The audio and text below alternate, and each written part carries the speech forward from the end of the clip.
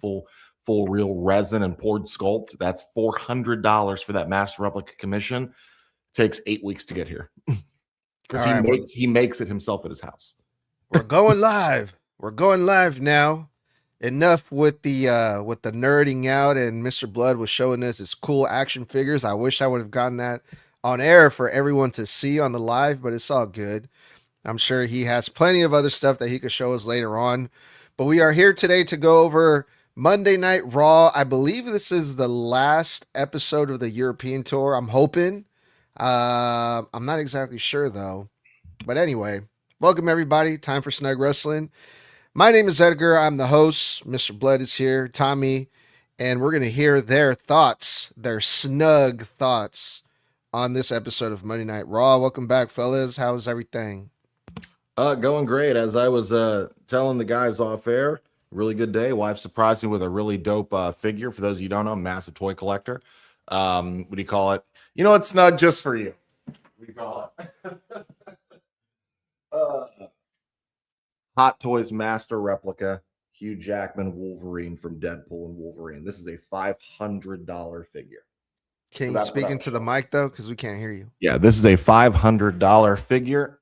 This is Hugh Jackman's deluxe Hot Toys Wolverine from Deadpool 3. This thing is insane. Gift for my wife today. Very happy. Other than that, the show was great.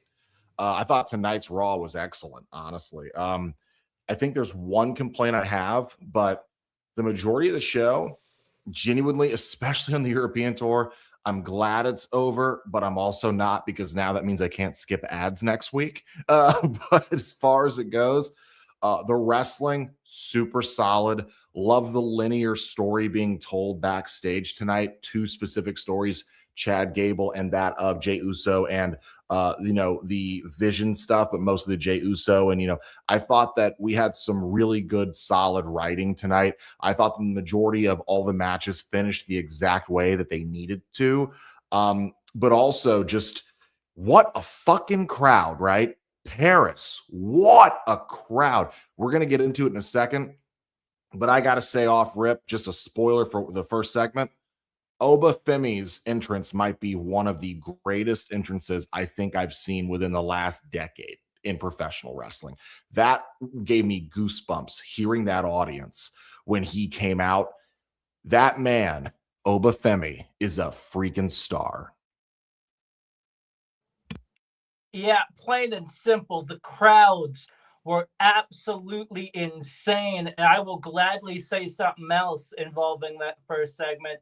When Dom came out, that man has not gotten that amount of heat, that fucking loud, in a hot minute. Like, in the America shows, they're like, okay, he's here, we like him, all of that. No, Paris booed the shit out of this man to the point where we couldn't even hear what the hell he was saying. The crowds were phenomenal. There's only one gripe I would have, mainly because of the fact that it's because of the tournament and the way that's set up, but we'll get to that later. Yeah, shout out to Mania Trivia on the comments on Instagram. They say, love the French culture in WWE. Yeah, man. Those fans out there in France, they're huge WWE fans, man. There's a lot of passion over there when it comes to the WWE universe, and that's always nice to see because I don't really get to experience WWE as often as we do here in the United States, so that's always cool to see. The build up for the King and Queen of the Ring continued on this episode of Monday Night Raw. They're really hyping up the big Fatal 4-Way for Friday Night SmackDown. And also, they're hyping up the match between Obafemi and Dominic Mysterio, which I thought was going to be tonight. And when I heard Oba's iconic music entrance that Mr. Blood was talking about, I thought, oh, wow, they're opening up with this match. And then Obafemi comes out, and he's not dressed to fight. I'm like, okay, are they going to cut a promo for the match later on? But no, it turns out the match is not till next week. I'm like, fuck, all right. I was kind of hoping to see it tonight. But Obafemi, he addresses Brock Lesnar. He comes out to cut a promo and talks about Brock Lesnar, where he basically says, "Yeah, we're 1-on-1, but where are you, Lesnar? You're MIA. You're not here. You're basically you're a bitch. You're hiding from me. You're afraid of me. What's going on? You know?" So he's egging on the beast. He's poking the bear. He's trying to get a reaction. It felt like from Brock Lesnar, who we haven't seen since Clash in Italy. So yeah, I think it's safe to say we are going to be getting that third match very, very soon. But then he gets interrupted by Dominic Mysterio. And I got to give Dom props, man, because no matter what, nobody believes that Dom has a chance, right? But Dom is still running his mouth. JD Madonna went out there and tries to crack Obafemi with the steel chair. Oba no sells it. And he basically runs off Dom and JD Madonna. But I just thought it was hilarious when Dominic Mysterio was like, "You're talking about Brock Lesnar, but you should be worried about me." I'm like, okay, I'll give you an A for effort there, Dom, but come on, bro. Yeah, man. Again, I'm going to reiterate. And you know what? Mark this, clip this for the clips. Look, Obafemi is a fucking star.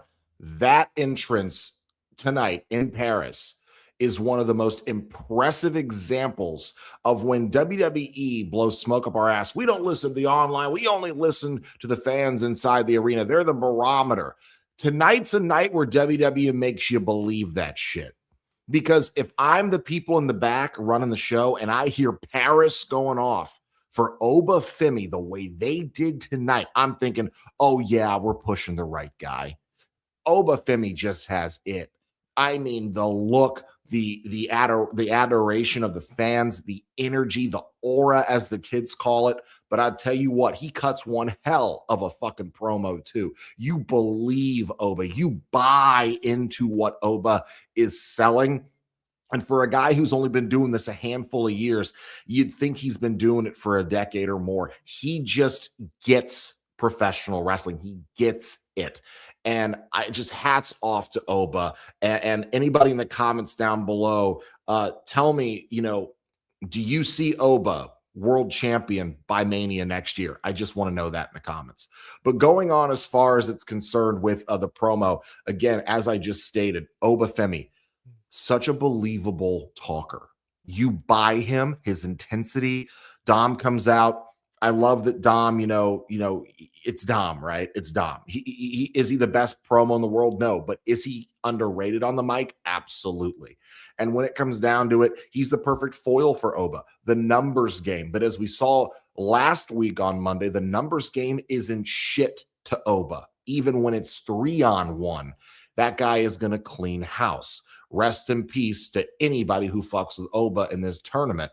But that being said, I did also think that this match was taking place tonight. I think we actually all did. I think we had talked about it for the Friday Night SmackDown review. If you guys missed that, you can check it out on Apple, Spotify, and YouTube currently right now. We did it last night. It is live and available to view.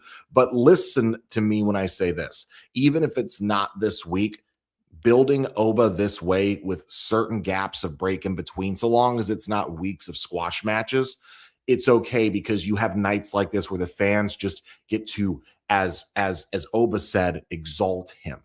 And this, to me, this is exactly how you build a star. Wrestling companies worldwide take notice. You want to build new talent, get your talent over. You look at what they're doing with Oba fucking Femi. Yeah, Obafemi is massive. He is phenomenal. And there has been no other proof than that other than Paris tonight. They chanted the fuck out of his name during the entrance, and Obafemi could barely get a damn sentence out in his damn promo with it. To the point where he even said, "I would love to hear y'all exalt my name all night, but we've got some business we need to get to." And even after he said that, it was still another 2-3 minutes of them chanting his name. It was absolutely insane what Paris did tonight with that. And Dom, your plan was to take a single chair shot to Oba fucking Femi, someone who is 100 pounds heavier than your ass, and you think that one chair shot is going to affect him at all? It was not. And the fact that it was given by JD McDonough, who is probably even lighter than Dominic Mysterio, which kind of means it has even less of effect. So that plan is right out the window, but it makes me wonder, what's Liv's plan? Because we did get a backstage segment in the clubhouse where Liv told Dom, I've got a plan. I'm going to talk to you two. I have a plan for Obafemi for next week. So what could that plan possibly be to take out Obafemi? The only possible way I could see Dominic Mysterio easily beating Obafemi is if Brock Lesnar gets involved. Yeah, Brock Lesnar's not going to play nice with the Judgment Day. So I mean, it does seem kind of convenient how during the buildup of this match between Obafemi versus Dom, he just so happened to be talking about Brock Lesnar. Maybe because of everything that Oba said, he pretty much called Brock Lesnar a bitch. Maybe that's enough to get Brock Lesnar to come out and interfere. But I don't think it has anything to do with Liv Morgan or the Judgment Day. That's just Brock Lesnar being Brock Lesnar. But I do got to agree with everyone when it comes to Obafemi. Yeah, he's great. If anyone, if there's someone who hasn't heard a promo by Obafemi, I recommend going back and listening to the promo that he did on Lesnar, the Monday Night Raw before WrestleMania, to build up their match for WrestleMania, their first match. I was there in person for that promo, and I literally got chills. I'm not just saying that. I'm not exaggerating. That's how good that promo was. Obafemi is a great promo. He's a great speaker. He knows how to sell you on a match. He knows how to hype you up on a match. And he did it again tonight, man. I can't wait to see what's going to happen next week, because a lot of things can happen. Lesnar could show up. Oba can win. Liv Morgan apparently has some type of plan. So it's very, very exciting. I would say that before we move on here, even though it might be a little predictable, in my opinion, I can see the writing on the wall here. This is going to go exactly the way that I'm about to say it. But predictable doesn't always mean bad. Predictable can just mean, hey, they did the right move, the right way, the right thing. Because Oba doesn't actually have to win King of the Ring to be considered still being pushed and, heavily touted. He can get to the finals, but this is what's going to happen next week. They're going to screw him out of, they're going to try and screw him out of winning, but he is going to win. He's going to destroy them after. He's going to then move on to Night of Champions. In the finals at Night of Champions, he is going to get this close to winning, and then Brock Lesnar is going to interfere. Their ref is going to go down. Brock's going to interfere, beat the shit out of him, and then he's going to go down 1, 2, 3. Oba loses King of the Ring. I got a massive feeling that's what's happening, and then that catapults their match to SummerSlam. Though it is predictable and it's extremely kind of just written out and spelled out if you're really paying attention, even if you're only half paying attention, even though that might sound predictable to many people, sometimes predictable isn't bad, because we're going to get some great drama out of it in ring, some great interference stuff from Lesnar, and then we're going to get a banger third match out of this, their rubber match at SummerSlam. Remember, SummerSlam is now this massive 2-night event. So, it's probably going to be an insane thing. And you have to imagine, if it's Brock's potential retirement match, you got to imagine he's probably going on last at least the first night. So it's also a potential main event spot for Oba as well on the second biggest show in WWE's calendar year. So predictable, maybe, but all good things are coming out of this, and I'm excited for it and immensely positive for the next couple of months of WWE television for Obafemi. And promo-wise, yes, you can look at right before WrestleMania against Brock Lesnar leading up to that. But there are multiple other places you can also look at to see how good Obafemi is on the mic. There's one involving Cody Rhodes right before that. I believe it was the John Cena's final match, that Saturday night's main event with that. You could also look at back when he was on NXT, he had a crap ton of phenomenal promos even back then as well. I feel like we have to mention this backstage interview that we saw with Seth Rollins because he said a lot of interesting stuff. Seth Rollins in this interview, he talked about Roman Reigns, and Seth Rollins was in the main event of Monday Night Raw for the King of the Ring tournament, and he claims that he has a future date with Roman, Seth does, and he wants his title back, the title that he never lost, the title that Seth made. He made it. Seth Rollins made that title, and he wants it back from Roman Reigns. And that kind of leads to another backstage segment later on the show with the Usos. The Usos confront Seth and Montez Ford, and they basically tell Seth, hey, stop talking about the family, bro, if you know what's best for you. So they're having a little tension, the Usos with Seth. But Seth is like, you know what? We're cool. I don't have a problem with you. I wasn't talking about the family. I was talking about Roman. And I thought you guys were better talking about the Usos. So again, the Usos are being treated like you guys are back to being Roman's lackeys again. Like, what are you guys doing? You know, they're getting the same type of heat from like LA Knight, which we'll talk about later on. But any thoughts on this interaction with Seth Rollins and the Usos? Yeah, actually, it reminds me a lot of what they're doing with Sammy. Sammy's trying to prove a point, trying to prove that, hey, you know, like in Sammy's case, he's trying to say, I'm overlooked, I'm underappreciated, I'm this, I'm that. On the Usos side, they're trying to say, hey, we're not the same bloodline we used to be. We're family, but we're not trying to control everything. We're equals. We're not Roman's lapdogs anymore. We stand shoulder to shoulder with him, not behind him.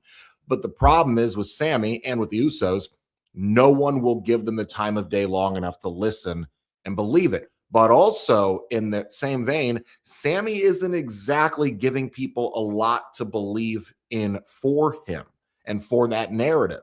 He is walking out on Cody Rhodes and allowing him to get beat up last week or the week before. He did go back and just bitch and moan to another heel, or a heel, because Sammy isn't a fully heel yet, in that of Johnny Gargano. The only person who will listen is a guy who won't say anything at all.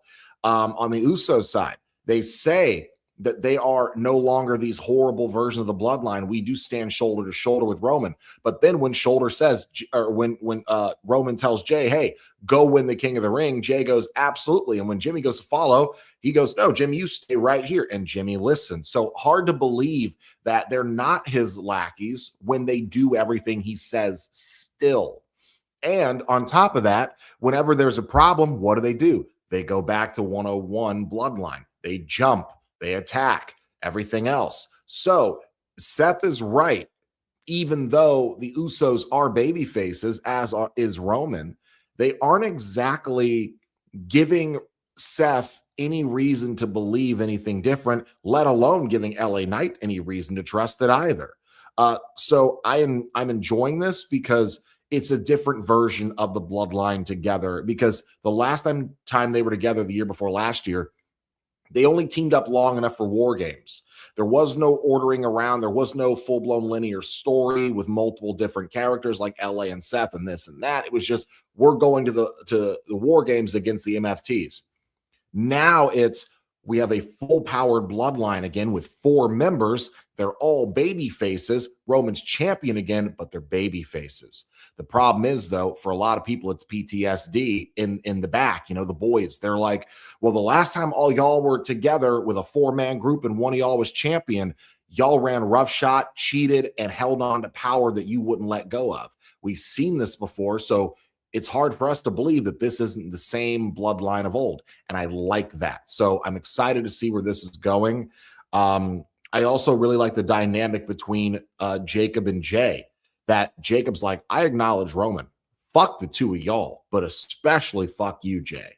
So I know that's going to lead to an implosion, and I'm looking forward to seeing it.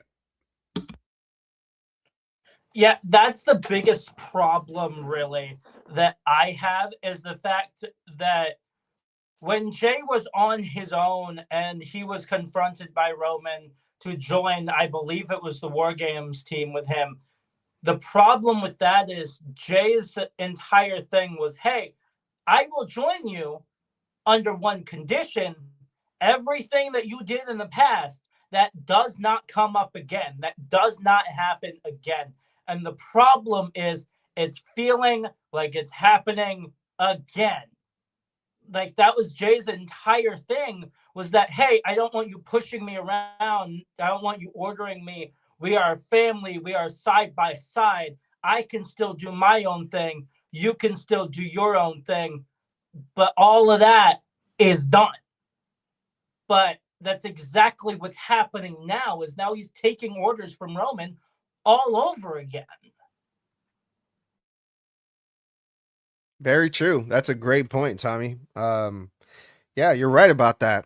So we'll see what happens with them. Jey Uso is going to be in one of the Fatal 4-Ways for King of the Ring on Friday Night SmackDown, which, by the way, this year's King of the Ring feels super stacked. A lot of heavyweight hitters, Jey Uso, LA Knight. You know, we had Seth Rollins in there. Yeah, it feels like this year they really stacked it. At least I don't remember last year being this stacked, but I could be wrong. Speaking of the King of the Ring, the opening match after the opening segment and the backstage segments, Queen of the Ring, Fatal 4-Way, Alexa Bliss, Chelsea Green, Becky Lynch, and Liv Morgan, who's the current world women's champion. Excuse me. You know, we thought it was kind of odd that Liv Morgan was added to this tournament, right? But it's starting to make sense now after we saw who won the last match. This match ended up being Liv Morgan who won this one. So now we have Raquel Rodriguez in the semifinals. Liv Morgan is another finalist here. And I don't remember who was the other one that won the first match from Queen of the Ring. It was Io Sky, right? Io Sky. Yeah, I believe Io Sky advanced. Yeah, so we've got Io, Raquel, and now Liv, and now we're waiting to see what happens between, I think it's supposed to be Charlotte, Jade, and two others on SmackDown that I'm blanking on right now.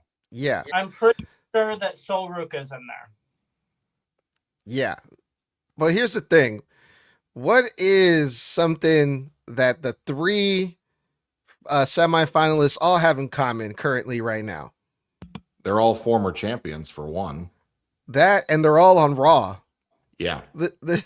This whole King and Queen of the Ring is like, it's more Raw coded than anything. Same thing with the King of the Ring, with the guys.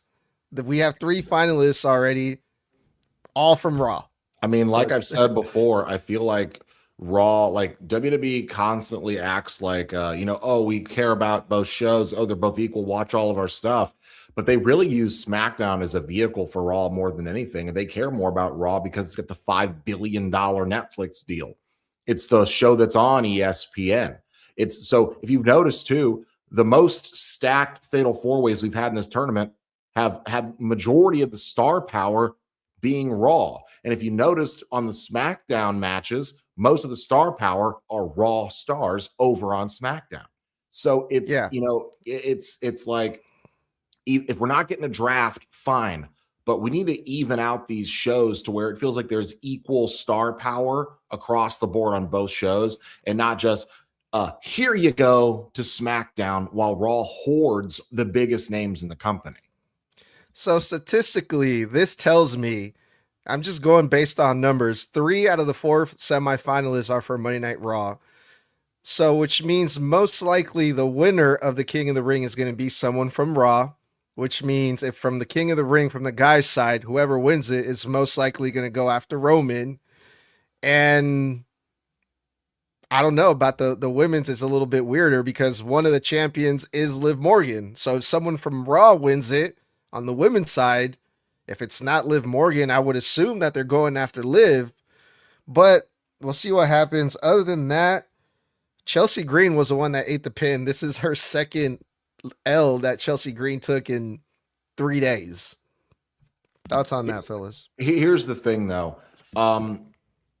First off, now I'm not sure if I loved this women's Fatal 4-Way better than SmackDown's just a few days ago, because we can all agree the worst one was last Monday. That was really just very, very sloppily put together. Friday's was really, really good. We all agreed on that. But tonight, there was just a different energy. Paris, like, elevated. Like, you know, we talk about how the crowd is a part of the show. Well, tonight, they elevated the hell out of every match we saw. But I think the match that got the most elevation out of any of them was this Fatal 4-Way. They've already seen now, what, fucking 4 or 5 Fatal 4-Ways for this tournament? So across men and women. So at this point, you'd think, oh, we're getting tired of it. No, the audience gave everybody in here something to like. They gave them all their flowers, except for Becky, who they booed to fucking oblivion. No pun intended for Liv's oblivion. But when it came down to it, I thought the match was very well put together. It was not sloppy. It was, I thought, very, very, very fast paced. I thought all the timing was great. Audience engagement brought this bitch from like a 6 out of 10 to like an 8 out of 10. And yeah, Chelsea ate the pin, but Chelsea has told us time and time again, you don't have to be upset for her. She knows what her job is, and she's happy to do the job, and she's happy to elevate other talent. So if Chelsea is okay with that, I'm not going to bitch and moan, because at the end of the day, it's her career. And if she's satisfied with what she's doing and where she is, I can't say anything against that. I will say, what a great finish. All the women hit their finishing maneuvers back to back. Really thought, and the thing too, Chelsea made me believe. I bought in that she was going to get the surprise victory here. And then out of nowhere, that very, very smart jackknife cover from Liv stealing the win. Just really great, solid finish. Do I think that Liv needed it? No, but I see where they're going, because this is going to end up in a Fatal 4-Way where Liv and Raquel are staring face to face, and we're getting more story out of that. So I'm okay with that, because it feeds into that overarching Judgment Day drama. And I kind of want Raquel to win this tournament, because I kind of want her to choose Liv. But yeah, other than that, fucking fantastic match. I don't know where you're getting Fatal 4-Way from, because the other matches are all one-on-one. They're all one-on-one. I thought that was turning into a one final Fatal 4-Way. 4 Fatal 4-Ways. The semifinals are one-on-one, and then so are the finals. Okay, thank you for correcting me on that. So still hoping it ends up with Raquel versus Liv. That would be a good finale, but at the same time, this was my problem. I still don't like the fact that Liv Morgan is in this tournament, because of the fact that it has been stated multiple times, even put over on commentary with Liv in the ring, that this tournament is for a world title shot. So why is your world title in the fucking tournament? To go for the other one. Issue. Yeah, I know it's annoying, but it makes sense. If Liv wins it, then she just goes after Rhea. Yeah, but I feel like the only reason why Liv is here is because of the fact that Stephanie is still out. She's still out on injury. And it feels like they're doing exactly what they did with Liv when Rhea was out on injury because of her shoulder, which is, hey, we're not going to have you feud with anyone. We're not going to have you defend your title at all until they come back. But the match itself, it was great. I absolutely loved that. That ending, that finisher escapade, the turned oblivion there, because it started off with an attempt at oblivion, but did not fully get it in there. That turned into a Sister Abigail, which then turned into a manhandle slam, which then turned into a unprettier, which was absolutely perfect how that went. So Liv going on, the only way I could see this ending great for this tournament is if the finals are Liv Morgan and Raquel Rodriguez. Although I still feel like either Bayley or Maxine Dupree should be in this tournament. Well, we saw Chad Gable once again going around apologizing to all the masked luchadors that he can find. And one of them was Penta on this episode of Monday Night Raw, right? Chad Gable's really sorry. And Penta's like, hey, you're good with me. And Penta, bro, we know Penta does not give a fuck. All right. Weren't they like tag teaming like last month together? They were like hanging out backstage. OG Americano and Penta were. They were even hitting Penta's little walk thing at the same time. Like they were already cool before this, but they still had to get that in there. Like, oh, Chad Gable, I'm so sorry. I disrespected Lucha Libre. And Penta's like, no, it's okay. Bro, you guys were buddying it up not that long ago. Why are you still I mean, I get what they're doing. It's part of trying to get Chad Gable over as a babyface. He regrets disrespecting the Lucha Libre culture, but it's kind of like, are we supposed to forget that they were buddy like what, a month ago or so? I don't know. Whatever. I don't think that it's that you're supposed to forget. I think that they're doing it under the guise and impression that from Chad's perspective, he still believes that no one knew it was him until he was unmasked, including Penta. So from his belief, he thinks that it was a ruse that worked the entire time, even though a lot of people, including Penta, were probably already aware that it was him. But it makes sense in story and character that Chad just assumes Penta had no idea that it was Chad from his egotistical point of view as a heel, coming back as a babyface, working with him, going, well, there's no way he knows it's me under the mask. Now that he found out it's me, now I should apologize in case he didn't know it was me. It's that kind of thing.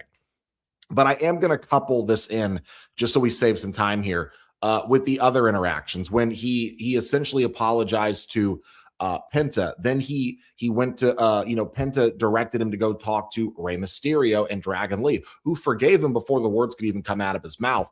But the thing that's interesting the most to me about this whole Chad story, which I thought worked very well, he was very earnest. I believed that he was sorry. So Chad's acting was great here, is that Rey Mysterio, before Chad could walk away, goes, hey, wait, apologizing to us is great. But if you look back a little further, I think you might find that you have other things you might need to apologize for if you really looked hard enough.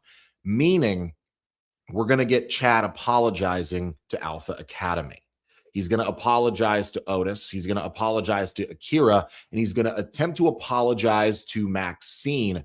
And then I think that's when the Vision attacks and jumps Chad and Alpha Academy. And then Maxine turns her back on all of them. And I think that is what they're building the segment up to. Which I'm here for, because like I said a few weeks back, one of the biggest heel turns that they fucked up on the follow-up to, but the initial turns that were insanely well received and got the fans in an uproar was the New Day turning on Big E. So if they do this right, Maxine turns on Alpha Academy with the Vision, and it's the same promo that Chad makes amends with them, it's going to be one of the biggest heel turn segments that we've had in a very long time, and it could be massively successful. And I'm extremely excited for that because I love all those people, but I think it could make for insanely good WWE TV. Yeah, that is going to end up being absolutely insane, because the moment Rey Mysterio said the words, hey, it seems like, yes, you have apologized to us. You're kicking yourself in the ass too much. You need to cool down on that. But if you look back, you'll see that there's other things that you may regret. That being the Alpha Academy. And if that does happen the way Blood just said, I wouldn't mind, especially with the fact that Otis has already brought up the fact that Maxine has been hanging out with the Vision and Austin Theory quite a bit. And her response was, hey, I know what I'm doing. Trust me. So I feel like at that point, it's leading to a Maxine turn, and I wouldn't mind that. I think you might be right. I think you guys might be right because I also just saw, I didn't realize it until now. It just popped up on my phone. Chad Gable, we'll talk about him later on because we saw him again on Monday Night Raw. But I just want to throw this out there before I forget. When he came out to do the big save in the match later on, it was an old Alpha Academy theme song. I don't know if that was the Alpha Academy theme song. When he came out, it sounded like a completely new song for Chad. In fact, it said Chad Gable, and the first thing I thought was, did they give him a new theme? Because that wasn't the it was a sure it was a completely different song. They gave him a whole brand new intro. Oh, I mean American Alpha. Saying that you mean original tag team theme back when he had the fucking long hair. It was American Alpha. My bad. I got him confused. Oh, American Alpha? Or wait, American Made. It said American Alpha. Now I don't know. It's one of those old. Okay, so American Alpha, I could be wrong here. That was when he was still with Jordan, right? That was the first team that he was with when he first came in. I think you're right. I think you're Jordan. Right, yeah. Because the whole I'm Kurt Angle's son. No, you ain't. Okay, so that was because to be fair, it's fair that it's confusing. He literally went from like American Alpha to Alpha Academy to American Made. Yes, bullshit. I know. But either way, no matter how people feel about Maxine, because Maxine has got a massive fan base, and people love Otis and Akira. And people have been thinking and saying forever that Chad is extremely underrated. And now we're going to get to see him in all his glory, where he's getting an actual push with an actual story, where the writers are actually behind him and Triple H is actually focusing on him. Like I said, how can you not be excited for Maxine to turn heel? For Otis, imagine the reception that is going to happen when Otis and Chad hug it out. That's going to be an explosive crowd reaction. And then just to get jumped by the Vision, I could see this going some great ways. Part of me is thinking, what if this kind of got us to War Games? You know what I wouldn't hate? Alpha Academy with Chad Gable there with them, teamed up with possibly Seth Rollins and somebody else, LA Knight potentially, versus the Vision and whoever the fuck the Vision helps get on their side. I wouldn't hate that as a War Games match. You know why? Because I don't need to see Bloodline versus MFTs in the War Games again. And how could you not push Chad Gable if you're Triple H or the WWE after, what he just pulled off in AAA? Now he's super over. He's riding off that momentum from that mass versus mass feud, which was incredible. And he's over in Mexico, and now he's over in the States or in Europe. They were in Europe. But yeah, man, it's like he's undeniable now. Chad Gable is like, they have to do something with him, something good, something serious, I mean, yeah, dude, I mean, you couldn't be any more, on the head with that one. AJ Styles, I saw a post on Instagram earlier, and I believe it was referencing this. He was talking about like Chad and everything with El Grande, and he said after what they had done, I believe he said something along the lines, and I'm paraphrasing here, you'd have to be stupid not to capitalize on this. Chad and El Grande did something, and him and Kaiser did something special, really special, that sometimes you only get a story and a chemistry between two performers in wrestling like that, sometimes once in a generation. And to see that the main roster meant nothing, and then in AAA, it was the biggest story they might have ever told, potentially. You made two massive stars out of this. If you cool these guys off, you are fucking idiots. You have got to take them both from that story into their next one, and you've got to keep building them, because I think you could make these guys like marquee level event players. As much as I wanted Ludwig Kaiser to go back to Ludwig Kaiser, I can't deny that he has made his fucking mark in pro wrestling as El Grande Americano. And Chad, former Olympian, this guy went from shorty fucking G under Vince McMahon to having potentially in 2026 the match of the fucking year. So, dude, cannot wait to see where this goes, but we've got to move on, and I apologize. Yeah, I mean, I would rather keep talking about Chad Gable than having to talk about what came after this. You shut your whore mouth. Sol Ruca versus Lyra, Women's Intercontinental Championship. Lyra is the inaugural champion, so she wants her title back. And Sol Ruca, she just won the damn thing. So, yeah, I did not expect Sol Ruca to lose, and she didn't. The match started off really good. The first couple of minutes, they were wrestling. And then after that, it turned into something completely different. And Sol Ruca won.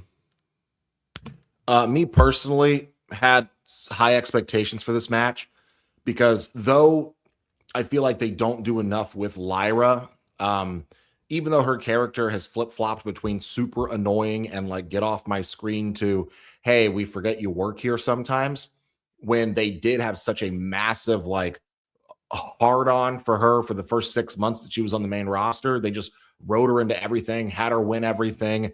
Big match with Becky, big feud with her and Bayley and Becky, heel turn on her from Becky. Like, they were first inaugural Women's Intercontinental Champion. I mean, they were pushing the shit out of her. When it comes down to it, you expect a lot from Lyra. And tonight, I'm going to be honest here, this match kept teetering back and forth from very well executed to bordering on sloppy. Back and forth, back and forth. It just teetered from really good, oh shit, there's another timing issue. Really great, oh fuck, I think she almost dropped her. Like back and forth. And I got to be honest, it wasn't Sol. It was a lot of Lyra tonight. And we'd seen this before when Lyra sometimes wrestles someone new for the first time, or she's in a match and it's a new dynamic. Lyra sometimes chokes. We saw this with the first time she ever got in the ring with Bayley. We all remember that fiasco. And she botched fucking 50% of the match. And I know a lot of people aren't fans of that word botch. Chris Jericho, shout out. But at the same time, there's a word for everything in pro wrestling. When it comes down to it, I don't think Lyra was having a full night. She kept making mistakes like, am I going to roll out of the ring? Oh, no, I rolled out of the ring when Sol was supposed to dive over the ropes. Then she stopped her. Then Sol had to keep waiting for Lyra to get back in a position. Lyra almost dropped her when she was trying to carry her, tip her over the ropes. Like, a lot of this was Lyra. A lot of people will try to put this on Sol. Go back and watch it. Sol hit a picture perfect Soul Snatcher. Looks like she's finally getting that. This one looked very, very well done. But even then, if you look at the finish, Lyra was supposed to get her foot on the top rope when Sol reversed her. She couldn't get her foot all the way up, so then she just slipped it onto the second rope right in front of hard cam. Like, just delivered, oh, can't do it, over here. And then sat there and just waited for Sol to hit the Soul Snatch. It was Lyra tonight.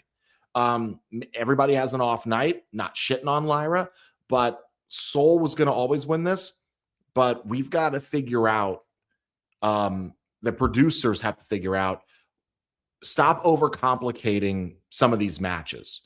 Because I feel like when you're overproducing these matches, we keep getting more and more of these mistakes and these missed timings and everything else. And I think that it's just too many spots being planned out for one match. And after a 10, 12-minute match, a lot of the time you don't have the stamina to keep setting back up for spots. Yeah, we get it. You love Sol Ruca. Go ahead, Tommy. I also watched the match.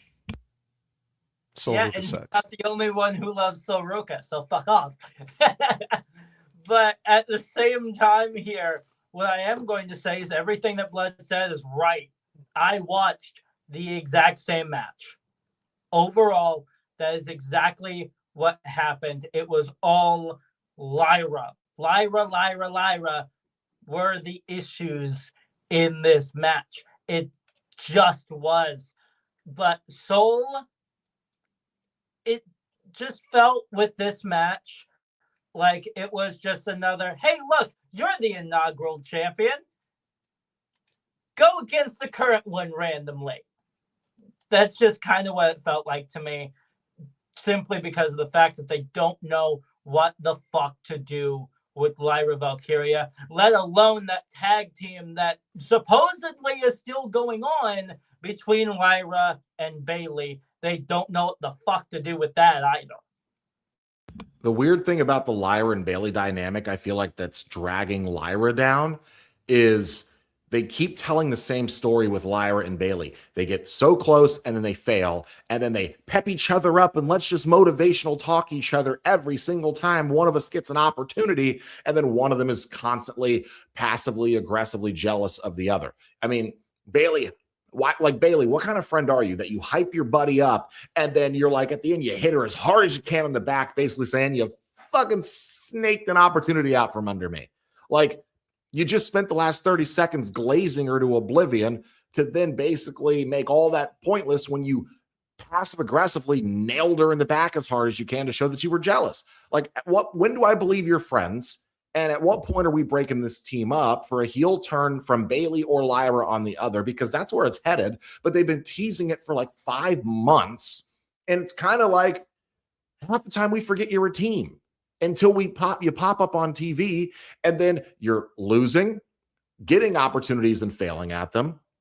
Or you guys say you're friends, but then you act like you just don't trust each other. And it's getting old and repetitive because you've been doing this story since a year ago now. So as far as I'm concerned, figure out a better dynamic and write a better story for them, or break them up and put them on singles runs, or have them just feud against each other. Didn't they feud already before all of this? Weren't they like in a program? Against each other? During WrestleMania season last year when Bayley got taken out before Mania. So Becky jumps in as Lyra's tag partner. Then Becky turns on her the night after when they lose the title. And then it wasn't a full feud with her. No, I mean Bayley. With Bayley. No, I know it wasn't a full feud with her and Bayley. It was a feud against Becky that they were both involved in, but they had animosity because they both wanted the title. But they didn't individually feud. They were both baby faces against Becky. So it's just like, find another way to tell this story, WWE, because you have literally been telling the mistrust story of these two for a year. And then, by the way, does anybody remember that they just randomly dropped the story of Bayley's multiple personalities? Remember that whole thing? Yeah. Let's just move on, because this, you know what I'm saying? I did not think we were going to spend this much time talking about this. It is. I don't know what it just doesn't make sense. But at the end of the day, that's still a conversation for fans to have. Even though you don't care enough about Soul to talk about it long enough, it still is an important thing to talk about, because this is continuity issues and it's the audience's intelligence. And we have to witness it because they won't change it. All right, on to some more serious business here. They're hyping up the King of the Ring matches, and I think that's great because they're making it feel like these matches are important. They mean something, and you kind of have to wait for it in order to see it. You know, they did the same thing with Obafemi and Dom in the opening segment. They're doing it again for their match on SmackDown. It's not just like, oh, we're going to have these tournament matches. They're just exhibitions, whatever. Let's just get them over with. No, they're building tension.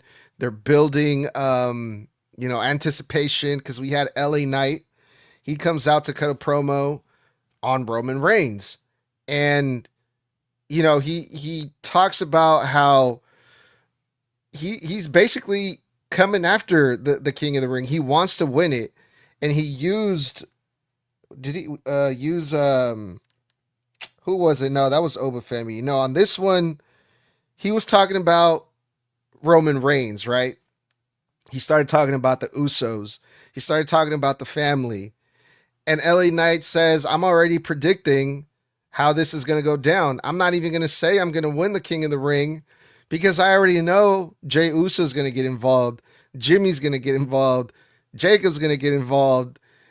His mama, his daddy, his auntie. So he's literally talking about the family after Jey Uso has told everyone Don't talk about the family. Don't talk about the family. LA Knight's like, your mama, your sister, your cousin, talking about the family. So here comes Jey Uso pissed off. And he does the yeet thing, which is super over in Europe. France was eating it up. They even ran it back. We haven't seen that in a while. And Jey Uso tells LA, I'm going to show you on SmackDown who I am. I'm main event Jey Uso. I'm still that guy. This is your warning shot. And it looked like it was going to be over and done with, right? But LA Knight's like, nah, slow down. I appreciate you, Jay. You're a man of your family. That's a real man. That's what you're supposed to be. You know, I appreciate people that take care of their family. But what did he say? He said basically, fuck your family, right? Or something like that. I mean, he didn't say the F word, but what did he say? Fuck, now I'm blanking. He basically, at the end, when the music hit, he goes, cut.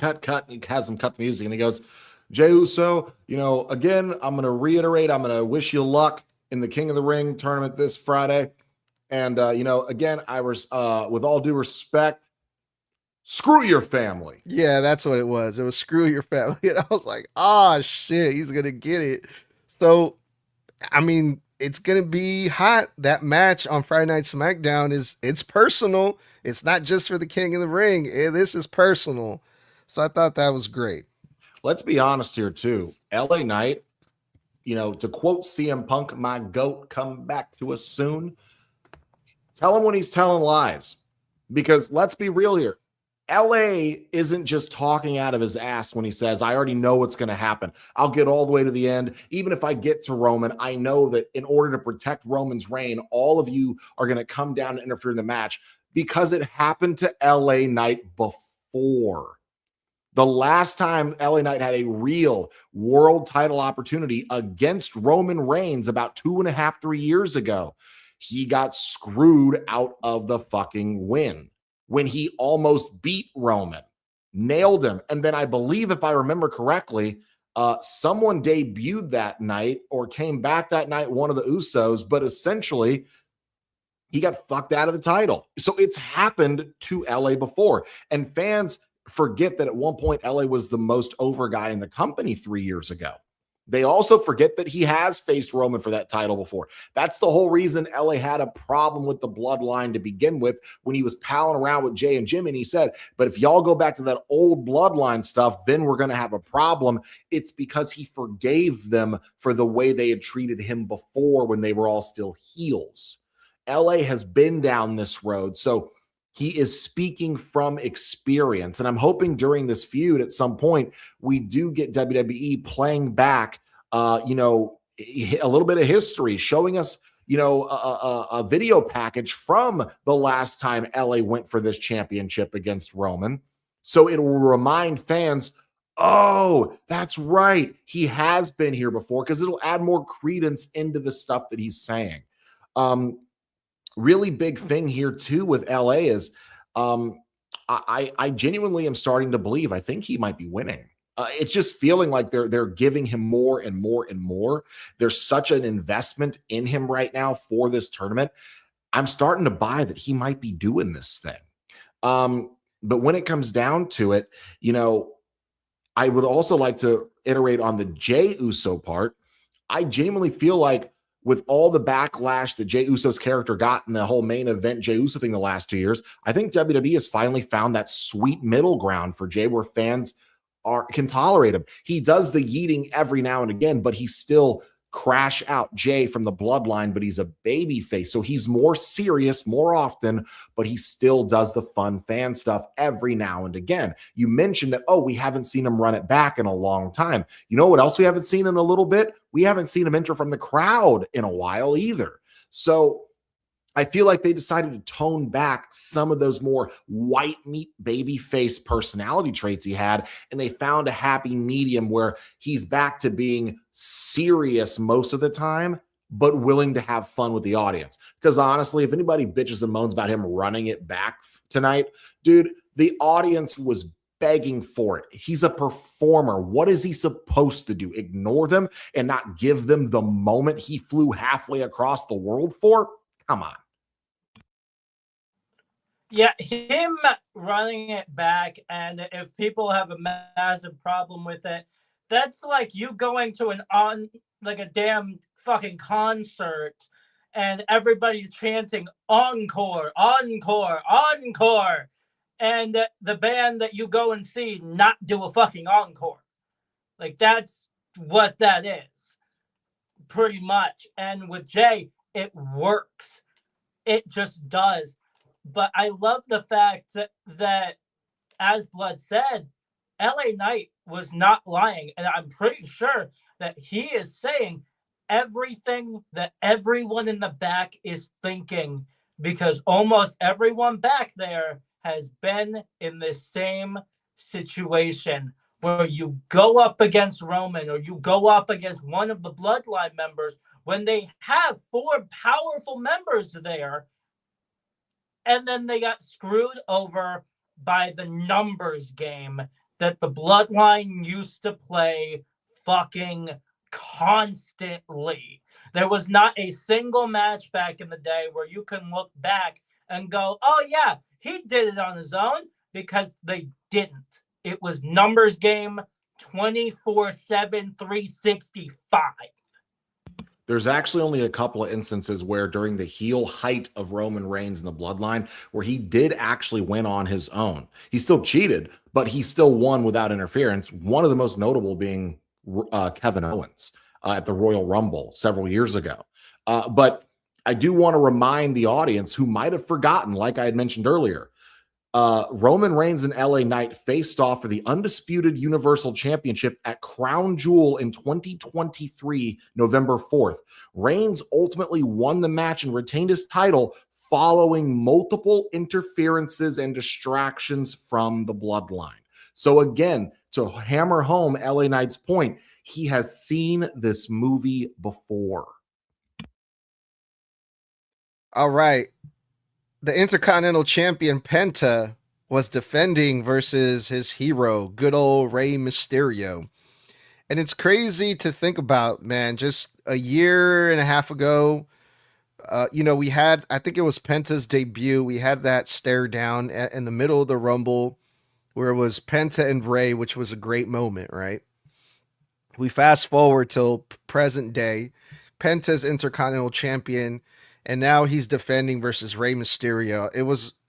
This whole entire match was great, man. It was lucha libre. It was everything. It was pro wrestling. It was a great moment. We all know how much this means to Penta. He said it over and over again. Rey's his hero. This is a dream match for a lot of fans. This was a great moment. It was a great match. Penta pinned a legend, an icon like Rey Mysterio clean, hit his finisher 1, 2, 3. Penta is over, man. The WWE is basically saying this is the guy right now. He is been booked so strongly into the moon. He's beating everybody. He's the Intercontinental Champion. He's in one of the best positions in the WWE, and he's earned it. He's a fan favorite. He's over. Penta's over. And Rey Mysterio gets that. So, I'm pretty sure Rey was like, yeah, we got to put Penta over even more. Let's give him a clean win, So I thought that was fucking lovely. And also the ending, after the match, Ethan Page and Rusev attack both Penta and Rey, which leads to Dragon Lee coming out for the save, which, by the way, I love Dragon Lee's gear tonight. I thought it was fucking dope.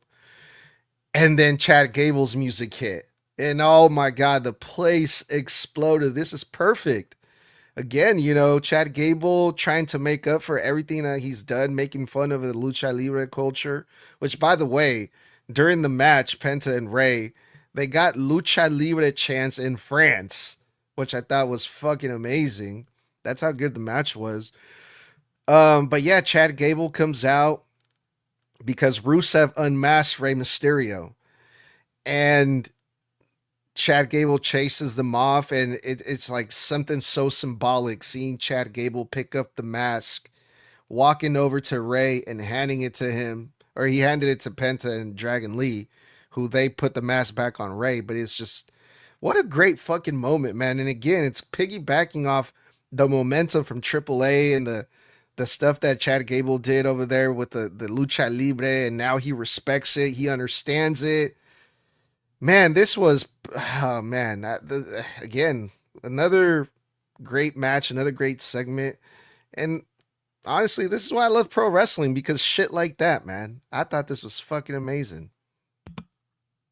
I'm going to rant a little bit, so forgive me ahead of time. Penta versus Rey Mysterio is a dream match for many people, myself included. It was extremely anticlimactic, and I wish I could call this a great match, people. I really fucking do, but I can't. I would call it a decent to good match. You know why? It has nothing to do with Rey and Penta. It has everything to do with the amount of fucking ads that took place during the match. Even though I watched this after it went live, so I could skip through the ads, a lot of this match took place during not one, not two, but 3 ads. So every time I came back from an ad and fast forwarded through the ad, I had missed another 2 to 3 minutes of the fucking match. And it happened about 3 fucking times. So for me, by the time the match ended, it ended like 2 minutes after it came back from another advert. And it was just over with the goddamn, not even the Penta driver, with the Mexican Destroyer. And I'd like to remind you, the Mexican Destroyer is not Penta's actual finish. That's his signature. His finish is the Penta driver. The freaking Mexican Destroyer leads into the Penta driver. So he beat him with his sub finish. And Rey looked like he might have gotten hurt, so he ended the match early. So as far as it's concerned, I feel like either it got cut for time or Rey got injured, but this match could have gone another 5 minutes. I felt like it ended way too abruptly, and I could not enjoy it in all of its entirety, though hats off to both gentlemen. I will 100%. Wait, hold on there, Tommy. Sorry, I got to jump in real quick. I got to ask you this, Mr. Blood. Do you think that maybe because we're so used to seeing so many false finishers all the time that we're kind of used to, oh, well, everyone kicks out of everything nowadays. So yes, the match ended abruptly. You're right. When Penta pinned Rey, I was like, oh shit, it's over, you know? But sometimes to me, I feel like it's good when people aren't always kicking out of everything all the time, you know? You know, I completely understand, and I'll even agree with you that the overuse of false finishes in modern professional wrestling, not just WWE, I mean companies abroad, I would say WWE and AEW specifically are extremely fucking guilty of reconditioning fans to believe in the false finish as a normal part of a match, that unless you are undercard or lower mid-card, one finish is all it takes to beat you. This is different to me because Rey Mysterio is a Hall of Famer. He is a legend. He's a former world fucking champion. He's a former everything champion. For me to buy that it would take not even Penta's full finish to beat him, but his fucking lead-in finish, his signature for the video game fans out there, the Mexican Destroyer, you're telling me that Rey Mysterio is not tough enough to handle the Mexican Destroyer? He can't even get to the Penta driver to get put away. That's what bothered me. So I'm wondering if Rey got hurt and they ended the match early, or someone else in the show ran too long and they got word from the back, hey, take it home, wrap it up. And Rey just said, hey, finish it. Well, Rey is also old school. Rey also understands that, you know, it's important to sell not just moves, but finishers. And I mean, some people might argue that the Canadian Destroyer is his finisher, or, you know, or the Penta driver. Whatever the case, Penta has defeated other people with the Canadian Destroyer in the past. So I think it was cool the way that Penta won was with the Canadian Destroyer. It was a clean finish, and I think that puts over Penta even more in a bigger way. Well, I'll tell you why I'm driving that point home. It was Michael Cole. The way that the match ended, the first thing Michael Cole said was, first off, he sounded extremely surprised the match was over. That's first, because he knows Penta's actual finish is the Penta driver. If you go back and listen to Michael Cole, he goes, oh, well, I guess it must. Well, I guess Use the Mexican Destroyer must have just taken Ray out because I guess he had that his neck was just too worked over. He tried to sell it as if, oh well, Penta worked the neck the whole match. Penta didn't work the neck, but he tried to push it that way because even Michael Cole seemed surprised the match had ended so abruptly. That means Michael Cole didn't realize that was the finish, and Michael Cole was expecting it to go further. So that right there tells me that this finish wasn't the original finish. And that's why it kind of breaks it. Because if the commentary is trying to fucking paint it as something else, and you can tell if you go back and listen, Michael Cole did not realize that was the end of the match. And they have a script, so he knows what to expect, and he's communicating with the back. So I think they had to make a fly call in ring. I'm hoping we get a rematch out of this. But it's just for a dream match that isn't on a major PLE, I think they should have saved this for like a main event next week or something. I don't think it should have been top of the or right above middle of the card. This should have been a main event dream match, in my opinion. I feel like if it's a first time ever, balls to the walls.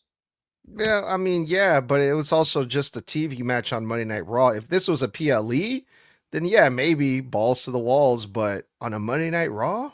But you could argue this is a match that needed a PLE. Yeah, well, maybe they'll do it again. I don't know. Well, I'm sure if something like that crazy happened for real, then I'm sure we'll hear about it soon. The dirt sheets or whatever will probably report on it. We'll see. All right, Tommy, sorry about that, bro. Go ahead. Yeah, some of the best stuff in this match did in fact happen during the commercial breaks. I did not have commercials since I was watching with our boys Soto 619 with it, so I didn't have ads at all. So it worked with that. Some of the best stuff did happen during those. There was one where it cut back right after an attempted Penta driver. Like right back right after that. So that worked as well. I do love the fact that Penta did go after the legs and everything else with that because he knows Rey Mysterio's history with injuries and how most of those are lower back down. So, I've had surgery 5 times in my left knee. Don't try this at home. Yeah, he acknowledges the fact that Rey Mysterio has had surgery on his lower half multiple times. So that's the spot he was going for. So I was let's shut the fuck up. I understand. Pause. But still, replay. But at this point, it worked. And I also was a little bit shocked to hear Michael Cole go, hey, it seems like he took too much of the neck, when he didn't really take anything on the neck at all. But Blood, I will correct you on something. Michael Cole has said in the past that sometimes he has notes for things, sometimes he does not. So this could have possibly been one of those moments where he did not have the actual script in front of him to know everything that happens. Yeah, that's true. Yeah, I've heard different stories about when it comes to announcers and stuff like that too. Sometimes they just like to go out there and just call it on the fly because it gets a more like organic reaction or whatever. But yeah, we'll see what happens if anything comes out from that match. I thought it was great, but we'll see. The main event was the King of the Ring Fatal 4-Way match. Seth Rollins, Ricky Saints, Javon Evans, and Tala Tonga. These are some names that I never thought I would see get mixed up in the ring at all. And that's one of the reasons why I take back all the evil words I said about Fatal 4-Way matches in the King of the Ring. Because we're seeing a bunch of people like this get mixed up. I'd never thought about seeing Seth versus Ricky. Now I am. Javon Evans versus Seth. That was a good matchup. Even Tala Tonga looked good in this match, I thought. This was a great Fatal 4-Way main event. They made it work, dude. I thought it was great. The match really turned up a lot more once they all decided to work together and take Talatanga out. And that's when it started picking up. But then Talatanga came back in and he kind of kept that momentum going. I thought when Talatanga's going to come back, the match is going to come at a complete halt. But it didn't really feel like that, at least not to me. Remember we talked about, was Ricky Saints the King of the Ring? If so, he is my favorite to win it. He would make a great King of the Ring with this attitude and his persona. And he was so close, man. I was at the edge of my seat. I was like, Ricky's going to get it. He's going to get the win. There's a moment where Seth Rollins hit the stomp on Ricky Saints. And I'm like, fuck, it's Seth Rollins, right? It makes sense for Seth Rollins to win because he wants to go after Roman and it's Seth Rollins. He's going to win it, right? And then Austin Theory pulls the referee out during the count. And I'm like, oh no, Ricky Saints is actually going to do it. And man, Ricky Saints crawls for the pin and he gets a 2 count, I believe. And then Braun Breaker showed up. Montez Ford showed up. It was one hell of a fucking finish. Ricky Saints was so close, man. I thought he was going to pull it off, but Javon Evans stole it. Javon Evans got the pin. He took advantage of the interference by the Vision, and he won the main event on this episode of Monday Night Raw. Fucking wild. Yeah, WWE just really loves to keep replay. Like, they are really reusing a lot of their fucking finishes lately. Foot on the rope finishes constantly. We're always doing ref bump spots constantly. And now for like the 3rd or 4th time in about a week and a half, the refs get yanked out of the ring by their foot. Like, we keep repeating the same stuff over and over and over again because Austin Theory yanked the ref toward the rope to stop Seth Rollins' pin, which was a great 2 3/4 kick out, by the way, but it wasn't even a kick. Another thing too, just really quick, they keep doing the let's team up on the much bigger guy, like on every single. Yes. Yeah. Like we keep getting a lot of the same recycled stuff. But when it comes down to it, Talatanga really slowed this match down for the first half. That methodical monster pace, yeah, that's great and all, but it's boring for a main event. When it comes down to it, the fact that it took 3 fucking people to make Talatanga look more than decent, maybe we should keep working on him in the Performance Center, just saying, because as I've said before, no disrespect to Talatanga, he is in the WWE. That means he's wildly successful. That means he's considered among the greats. The guy is a more mobile great Khali. The amount of clotheslines he did in this match, because he doesn't have much else of a moveset, is kind of crazy to me. Dude hit like 9 clotheslines. But when it comes down to it, it really picked up toward the last bit. I will say, love Javon Evans got this win here. I'm so glad they are not just dropping the dime on him. They are continuing to move forward. That's what I really liked about this Raw. We are moving forward with stars who deserve to be pushed to see what this next gen is going to be. Oba Femi still getting pushed. Sol Ruka still getting pushed. Javon Evans still getting pushed. Penta still getting pushed. Chad Gable finally getting pushed. Like, they are making all these right decisions, and it's building me up this hope that we are going to continue this momentum and have this great next echelon of stars as this current era of real main event talent starts kind of going out to pasture a little bit, one after the other. But this was excellent. I'm glad Javon got it. My one problem, the one downer I have on the show that I mentioned at the start of this episode, why do I need to keep seeing Seth Rollins and Braun fucking Breaker? I am so sick of this. I was hoping to God we were done last week, but we're still fucking doing it. I don't care about Braun Breaker and Seth Rollins feuding anymore. It got cooled off like 4 fucking times. I stopped caring 2 cool offs ago. Please separate them and move on. But fuck, I feel like they're feuding all the way to SummerSlam. I really do. And I am like not fucking here for it. Hell in a Cell. Fuck you. God, no. Do not put these two men in fucking Hell in a Cell. God, no. The last time Seth Rollins was in fucking Hell in a Cell, it was against Cody goddamn Rhodes. When Cody came in with a fucked up pec and still beat him. That was the last time that man stepped in Hell in a Cell, and I don't want to see that shit again. I am with Blood, where I'm just like, hey, separate these two. Take Braun Breaker out of the fucking equation with Seth Rollins. Stop it. But at the same time, I do feel like this needs to end not on a Monday Night Raw like where this match was set last week, but it needs to be ended at a big show like a 2-night SummerSlam. It just does. I am so happy for fucking Divine. Yes, my boy. I'm with Toxic. I bet if Toxic was here, he'd be ranting and raving about this because I know my boy loves Javon Evans. He has ever since he was on NXT, and I'm with him on that.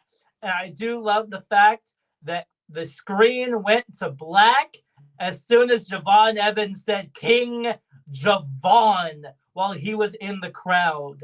And I absolutely love that. Yeah, so far we got Oba, we got Dom, we got Javon, and the winner of Jey Uso, LA Knight, Royce Keys, and Finn Balor on Friday, which should be a great main event, I think. So I might have to watch that one live because I'm anxious to see who's going to be the fourth semifinalist for the King of the Ring. And then we can kind of start making predictions as to who we think is going to advance to the finals and so on and so forth. But yeah, that was all the shenanigans from this episode of Monday Night Raw, man. I really enjoyed it. I thought it was great. We had some great matches, interesting turn of events, and we'll see what happens on NXT later this week, as well as Friday Night SmackDown. It's going to be a fun week of pro wrestling. But yeah, we'll be back again soon for another one. Until next time, Mr. Blood, if you will.